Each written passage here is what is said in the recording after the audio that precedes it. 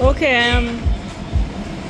I'm outside the DHL office. I remembered something I had last year. Yeah, last year I was in a pickle because I needed to get some documents to Jamaica. No, to navigate this place when it comes to certain things is can be tiresome and stressful. I know I'm used to Jamaica, and I hadn't been in the US long enough to totally forget about Jamaica. Just long enough to understand the difference and appreciate the difference, right? So the documents were legal papers for to be sent to a lawyer. So now when you're doing documents here, you need to not here, I shouldn't say here. When you're doing documents any at all to send official documents, you need to get them notarized. So of course I had to find somebody here to notarize. The good thing is I had two sets of documents. One set of documents was pertaining to my house in Jamaica, and another set was pertaining to giving permission for my neighbor to do something, collect some information for me. The good thing was the house documents, my lawyer arranged for me to speak to a notary in Jamaica who knew me. So she said all I had to do, and this notary knew me for 30 years? Caris David is 30 something, and I knew her from before I had moved, right? So I'm looking at like 35 or more years, right? So she said just do a video call, sign the documents for her to see, and I didn't even think of that. So kudos to my lawyer, and then I would mail the documents. So I didn't think initially of just sending it and letting her do everything. I wanted to find out what it costs to get a document here notarized. So I got the information, went to the place in Cape Coast, and was told that I would need to pay 300 cedis per document. So I don't know if you have more anywhere that costs more or less, but that's the price. Where I was sent, that's the price to have a document notarized here, 300 Ghanaian cedis. So I had two sheets of paper. So all I'm thinking, I needed to find 600 Ghanaian cedis. I had a little over 1,000, and this was money now slated for something else that I was spending. So of course I couldn't do that because I needed to send the documents to Jamaica. So I just packed all of them up in the envelope and started looking for DHL, because I hear only DHL I could access here. I think Federal Express is here, but I think it's only in Accra. The number that I called for Cape Coast, I wasn't getting anywhere. So this is the DHL office I'm standing in front of.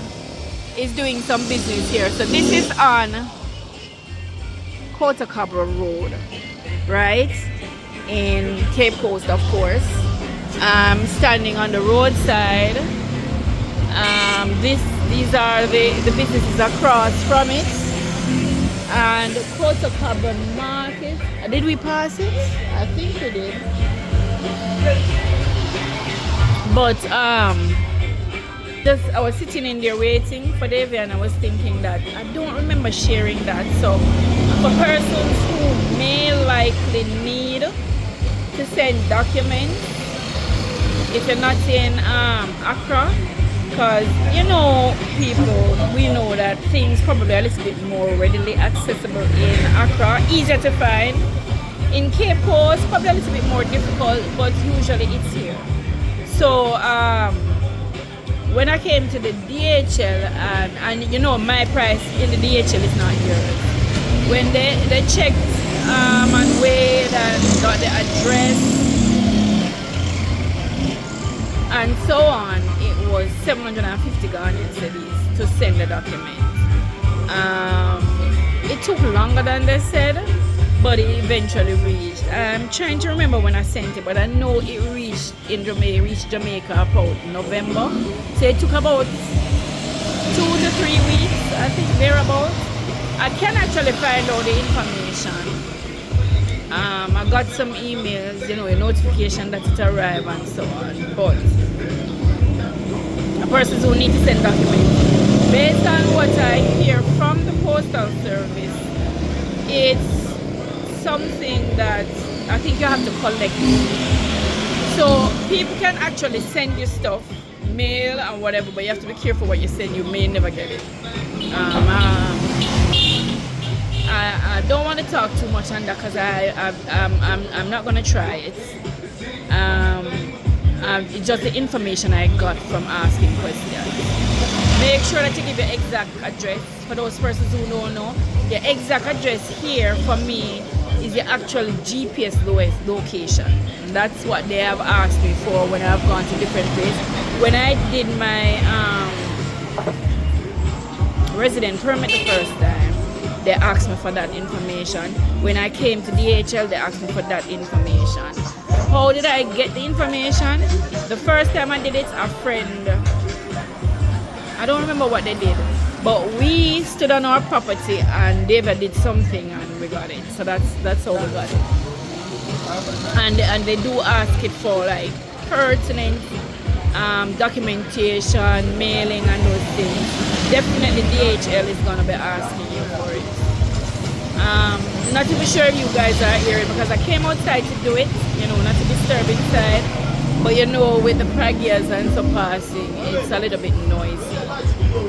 So just to repeat, your GPS address is, so you have a CA, some numbers, a Sable, it was,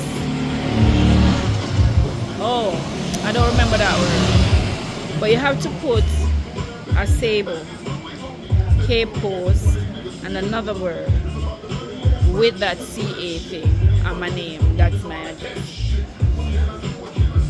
There are certain information, certain things that I don't discuss on YouTube. That's for sure.